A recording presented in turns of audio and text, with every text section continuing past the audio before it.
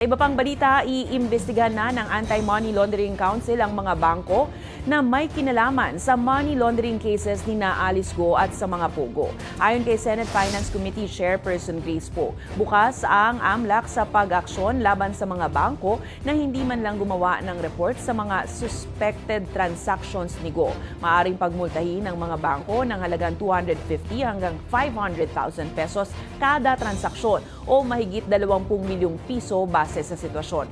Ayon naman kay Senator Joel Villanueva, nananatili pa rin kasama ang Pilipinas sa gray list ng Financial Action Task Force dulot ng patuloy na problema sa money laundering, terrorist financing at proliferation financing. Kaya nangangailangan ng agarang aksyon kontra money laundering. Ito na ang pangatlong sunod na taon na kasama ang bansa sa listahan ng FATF kasama ang 20 pang bansa sa buong mundo.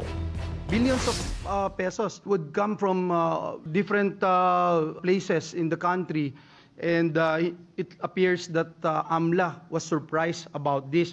And looking at the situation, Your Honor, the Philippines is one of the 24 countries under the Financial Action Task Force gray list of countries under increased monitoring for dirty money due to our anti-money laundering and counter-terrorist financing regime. This is our third, in fact, Your Honor, third straight year na po on the gray list.